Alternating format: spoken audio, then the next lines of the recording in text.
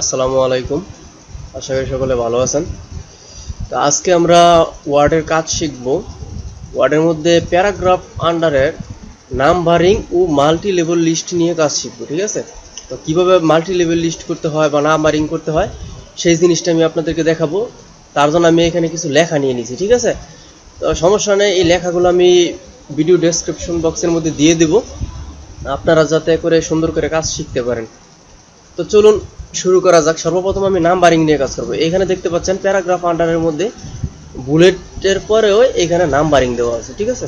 তো এই নাম্বারিং এর মধ্যে পাশে দেখুন বি এর মতন অপশন আছে, এটার মধ্যে যদি আমি ক্লিক করি দেখুন অনেকগুলো নাম্বারিং দেওয়া আছে, ঠিক আছে? তো এখান থেকে আপনারা এক একটা ইউজ করতে পারেন। তো আমি সর্বপ্রথম এই কয়টাই সিলেক্ট করে নাম্বারিংগুলো আপনাকে দেখাচ্ছি।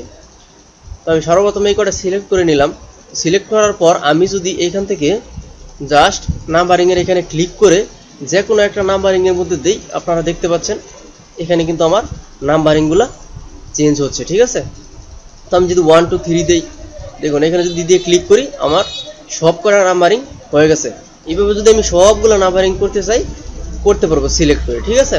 এখানে যদি আপনারা চেঞ্জ করেন আরো বিভিন্ন জিনিস, ধরুন আমি এবিসিডি দিতে চাই, এবিসিডি হয়ে গেল, ঠিক আছে?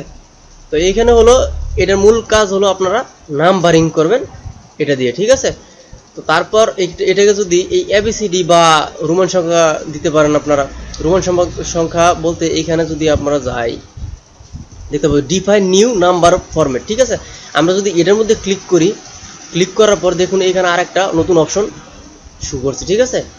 তো কোথা থেকে কোথায় গেছি আমি দেখেন নাম্বারিং এর ভিতরে গিয়া তারপর ডিফাইন নিউ নাম্বার ফরম্যাট।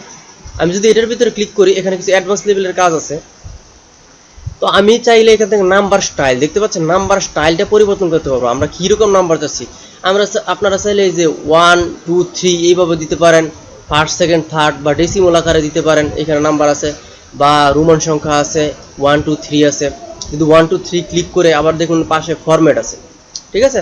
এই ফরম্যাটটার কাজ হলো কি, এই ফরম্যাটে ক্লিক করে দেখুন এখানে আরও অ্যাডভান্সের কাজ আছে, ঠিক আছে? তো আমি এখান থেকে ফন্ট চেঞ্জ করতে পারবো। তো বিভিন্ন ফন্টে দিতে পারবো। আমি যদি এখানে সাপোজ এই ফন্ট দিই, ঠিক আছে? এই ফন্ট দিয়ে বা টাইম নিউ রোমান্স একটা ফন্ট আছে, টাইম টাইম নিউ রোমান্স, এই ফন্ট যদি আমি ক্লিক করে এখান থেকে আমি ইটালিক করে দিতে পারবো বা রেগুলার করে দিতে পারবো, বোল্ড করে দিতে পারবো, বোল্ড ইটালিক করতে পারবো, ঠিক আছে?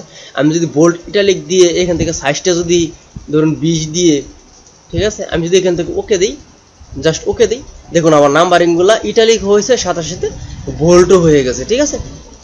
তো এইগুলো আপনারা ঘাটাঘাটি করে দেখবেন, এটার মধ্যে অনেক অ্যাডভান্স লেভেলের কাজ আছে। দেখুন এখন সব কিন্তু ফরম্যাট চেঞ্জ হয়ে গেছে। আর যদি আপনারা চান নাম্বার এখান থেকে দিবেন না, তাহলে দেখুন এই যে নান অপশন আছে, এই নান অপশনে ক্লিক করলে আমার দেখুন নাম্বারিংটা চলে গেছে। আশা করি আপনারা দেখতে পাচ্ছেন। তারপরের কাজ যেটা সেটা হলো মাল্টি লেভেল লিস্ট। তো আমরা অনেক সময় বড় বড় অফিস আদালত মাল্টি লেভেল লিস্ট করা হয়, ঠিক আছে? আমি সম্পূর্ণ কাজটা আপনাদেরকে দেখাই দিতেছি, তাহলে আপনারা বুঝতে পারবেন। তো এইখানে আমি ধরুন বরিশাল ডিভিশন নিছি, মানে একটা ঢাকার আন্ডারে বরিশালের আন্ডারে কিছু কিছু আমাদের জেলা থাকে, ঠিক আছে? সেই জেলাগুলো আলাদা করছি এবং ডিভিশনগুলো আলাদা করছি। তো আমি সর্বপ্রথম কি করব, এই ডিভিশনগুলোরে আমি বোল্ড ফরম্যাটে রাখতেছি, কন্ট্রোল বি, ঠিক আছে? কিবোর্ড থেকে কন্ট্রোল বি দিলে আমাদের বোল্ড ফরম্যাট চলে আসছে। তারপর চিটাগং ডিভিশনটা আমি বোল্ড করে দিলাম, ঠিক আছে? ঢাকা ডিভিশনটা আমি বোল্ড করে দিলাম। ম্যানুয়ালি সব কিছু আপনারা বোল্ড ফরম্যাট করে নেন। খুলনা ডিভিশনে আমি বোল্ড করে দিলাম। এগুলো দিয়ে আমি আপনাদেরকে দেখাচ্ছি। তো সর্বপ্রথম আমি কি করছি, যেই নামগুলো ছিল এই নামগুলোকে আমি বোল্ড করে নিছি। তারপর আমি সবকটাকে সিলেক্ট করব।